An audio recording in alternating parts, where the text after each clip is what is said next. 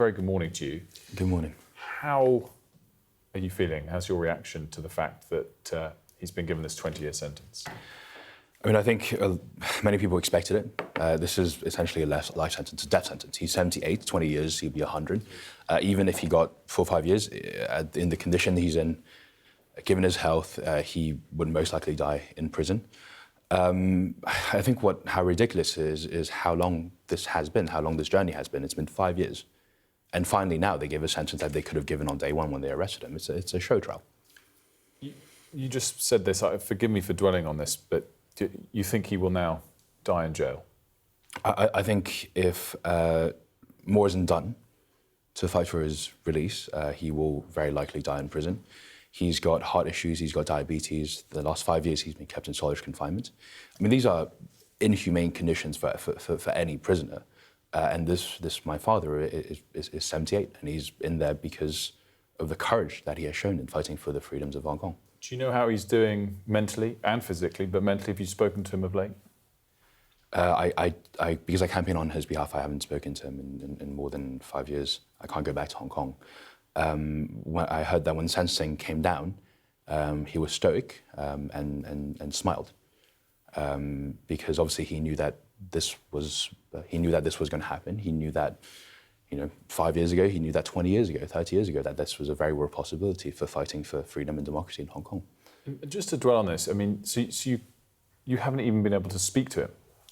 Yeah, I haven't seen my father in the last 5 years. I hear how his health has deteriorated only through other people, how he's lost 10 kilos over the last year alone, and it's incredibly heartbreaking, but it's kind of these bittersweet moments where you know that though his health is failing him, his spirit and his faith is still strong, and he's still holding on.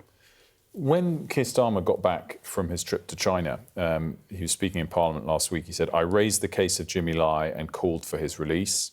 We've heard the Foreign Secretary this morning again call for his release. Do you think that's going to work? What do you make of their, I guess, claims that they're trying to get him released? I would hope so. And I think it's one of those situations where you could only put all your hope on this. Look, we talk about closer relationships with China. That's what the trip signifies. That's what the embassy signifies. And how can we have closer relationships? How can we normalize relationships if a British citizen who's 78, whose only crime is standing up for freedom and democracy, defending his colleagues, defending the people of Hong Kong, is still in jail in Hong Kong? I mean, this is a very easy thing for Hong Kong and China to do, to show good faith to our nation, to show good faith to our government. Put this man on a plane, send him over to the UK, it will take them 2 hours. If they're not even willing to do something like that, I think that tells you all you need to know about the relationship. But did I misunderstand? Are you hopeful that he might get released? I'm hopeful, yeah. I mean, I think if the government does what is said it will do, which is, they're raising it, they're saying that this trip to China was a good opportunity to raise the case. Yeah, I mean, I think that's what it is, but I'll keep fighting. I guess my question on this is, some people have criticised the trip as not yielding that much yet, at least. If there was a deal done, or there is to be a deal done, would you in fact expect it to now happen in the weeks and months ahead after sentencing, or would it have happened already? I honestly have no idea. All I know is that the Prime Minister said the case was raised.